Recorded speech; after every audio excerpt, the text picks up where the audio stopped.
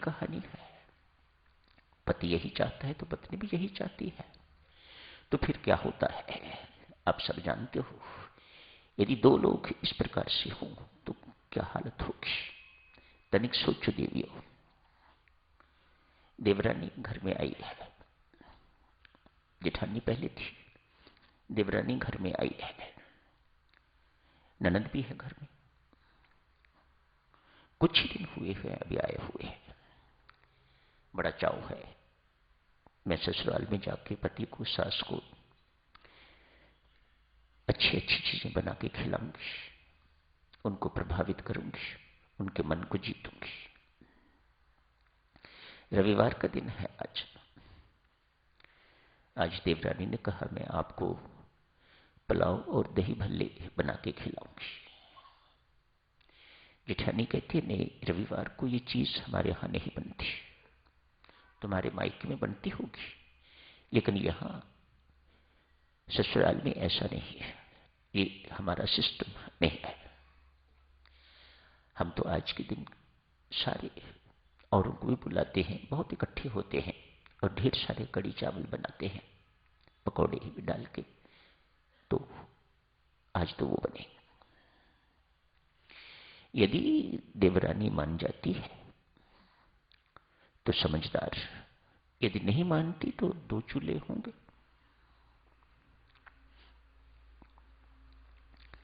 यदि मान जाती है, अपनी चाह को अपनी जेठानी की चाह में मिला देती है, तो ये चाह का रूपांतरण, सुख, चैन, कोई तनाव नहीं, कोई किसी प्रकार का कोई संघर्ष नहीं,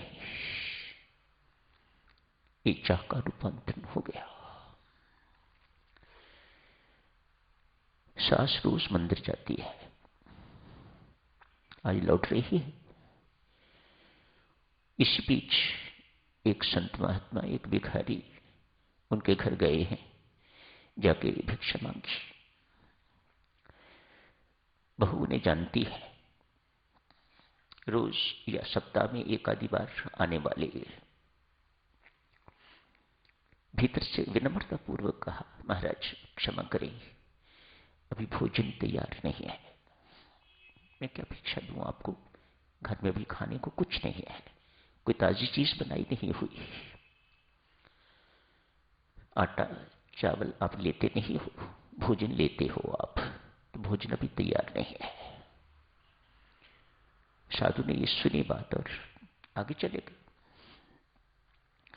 कोई आधा किलोमीटर गए होंगे, किसी दूसरे घर से, हर घर से मांगते नहीं है, किसी किसी घर में जाते हैं वे साधु। किसी दूसरे घर तक अभी पहुंचे नहीं तो सास रास्ते मिली। राम राम महाराज, क्या बात है, घर नहीं गए आप? गया था। फिर वहां से भिक्षा नहीं मिली? नहीं। क्यों, क्या हुआ? बहुरानी ने कहा, महाराज क्षमा करें, अभी भोजन तैयार नहीं है। उसकी ये हिम्मत, उसने ये कैसे कह दिया कि घर पे भोजन तैयार नहीं है? चलिए मेरे साथ। वापस ले आई है। आधा किलोमीटर चल के क्यों थे, आधा किलोमीटर वापस ले गई है। बेचारे को उधर से भी भोजन से रखा। घर आई है सास, रुकिए महाराज मैं अभी आती हूं। भीतर गई, सास को डांट डपटा है, खूब डांटा। क्यों ऐसा कहा तूने, क्या बात है? वे संत महात्मा लगभग हर बारी हमारे घर आते हैं, कभी खाली हाथ नहीं गए, इत्यादि इत्यादि, जैसी भी अपनी आदत के अनुसार जैसा कहना होता है वैसा कहा। बहू ने सब कुछ सुन लिया, आगे से कुछ जवाब नहीं दिया। बहुत समझदार है बहुरानी, अपना मुख नहीं खोला, राम राम जपने वाली है। एक घर का चक्कर लगा लिया है सास ने, उसको भी पता है कि भोजन अभी तैयार नहीं है। आके साधु महाराज को कहा, महाराज क्षमा करें, भोजन अभी तैयार नहीं है। क्या अंतर है दोनों की बातों में? यही ना, सास किस लिए आग बबूला हो गई, क्यों बेचारे को भूखा वापस ले आई?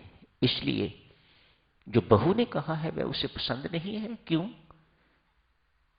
उसके मन के अनुसार नहीं कहा, उसको बाईपास करके कहा है, उसकी अवहेलना करके कहा है।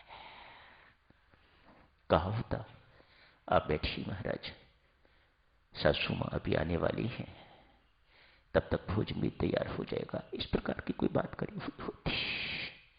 खेल तो देवी सज्जनों इस मन के ही हैं, इसी के अंदर है सारी कामनाएं, इसी के अंदर है सारे संकल्प, सारे के सारे दोष इसी के अंदर है। जिस किसी भाग्यवान ने इसे सिधा लिया वह साधक बन गया, अन्यथा साधना जारी रखने की जरूरत है। आदत बहुत गंदी है। ये आदत पहले यहां से शुरू होती है, फिर गुरु तक जाती है, फिर परमात्मा तक जाती है। ऐसे व्यक्ति जो अपने मन के अनुसार चलाना चाहते हैं संसार को, कैसे चले संसार? वे गुरु को भी चलाना चाहते हैं और फिर परमात्मा को भी चलाना चाहते हैं। बांके बिहारी जी के मंदिर में एक व्यक्ति सुबह सुबह ही चला गया है, मंदिर खुला ही है, सुबह सुबह जोर जोर से चिल्लाने लग गया, मुझे सुख चाहिए।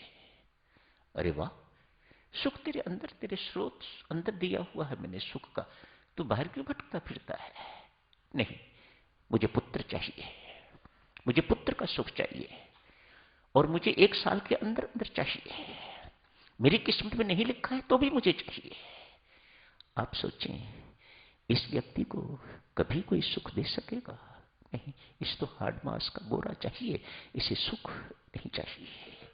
अरे तुम्हें सुख चाहिए होता तो मैं तुम्हें अपने दर्शन का सुख देता, तुम्हें सुख चाहिए होता तो मैं तुम्हें मुक्ति का सुख देता, तुम्हें समाधि का सुख देता, तुम्हें समता का सुख देता, तुम्हें अपने प्रति ममता का सुख देता। तू सुख नहीं चाहता, तू तो एक हार्ड मास का बोरा जा रहा है। पुत्र चाहिए तुम्हें, तो सुख नहीं चाहिए। ऐसे लोग देवियों सज्जनों गुरुओं को भी, संतों को भी अपने इशारों पर चलाना चाहते हैं, अपने मन की मनवाना चाहते हैं, और फिर परमात्मा को भी ये आदत बहुत गंदी है, अतएव त्यजनीय है, इसे छोड़ना चाहिए। धन्यवाद।